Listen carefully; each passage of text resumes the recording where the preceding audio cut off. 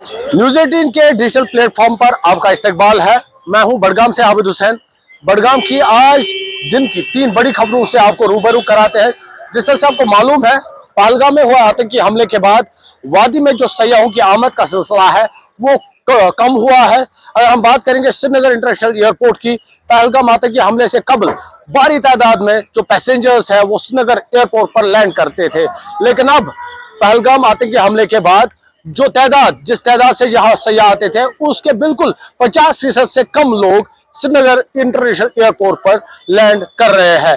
हालांकि ये भी बताया जा रहा है कई सारी ऐसी परवाजें हैं जो बिल्कुल खाली श्रीनगर इंटरनेशनल एयरपोर्ट पर लैंड करती है। अगर हम बात करेंगे, जैसे हमें बताया जा रहा है, आतंकी हमले से कबल श्रीनगर इंटरनेशनल एयरपोर्ट पर 20,000 से 25,000 तक के जो मुसाफिर है वो श्रीनगर इंटरनेशनल एयरपोर्ट पर लैंड करते थे, लेकिन अब ये जो तादाद है ये बिल्कुल 8 से 10,000 के करीब पहुंची है। तो आप समझ सकते हैं किस तादाद में गिरावट आई है। और जिस तरह से आपको ये भी मालूम है, कई जो सयाहती मकामात है वो बंद है और सयाह उनकी तरफ रुख नहीं करेंगे।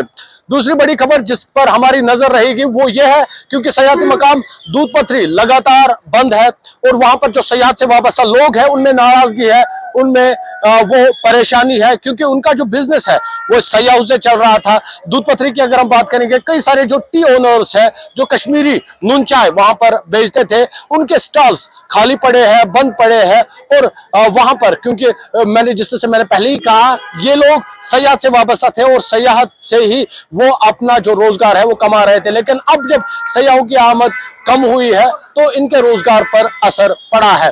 तीसरी बड़ी खबर जिस पर हमारी नजर रहेगी, क्योंकि लगातार कल भी जो बडगाम इंतजामिया है उन्होंने सफर हज पर जाने वाले जो आजमीन है उनमें डॉक्यूमेंट्स तकसीम किए थे और आज भी यह सिलसिला जारी रहेगा। यानी 1 और 2 मई को इंतजामिया ने ये एकदम रखा था, ये प्रोग्राम रखा था कि जो सफर हज पर जाने वाले आजमीन हैं उनमें डॉक्यूमेंट्स तकसीम किए जाएंगे। और कल डॉक्यूमेंट्स तकसीम किए गए और आज का दिन भी रखा गया है उन आजमीन के लिए जो सफर हज पर जा रहे हैं। उनके लिए यहाँ पर काउंटर्स खोले गए हैं शेख उल आलम कॉन्फ्रेंस हॉल बडगाम में, वहां पर वो अपने डॉक्यूमेंट्स जमा कर रहे हैं। इसके अलावा कई और खबरें रहेगी दिन भर जिन पर हमारी नजर रहेगी, क्योंकि कई सारी डेवलपमेंट्स होती है, चाहे सियासी डेवलपमेंट हो या करंट डेवलपमेंट हो, तो उस पर हमारी नजर रहेगी। आप लगातार न्यूज़ 18 JKLH डिजिटल देखते रहिए ताजा अपडेट के लिए।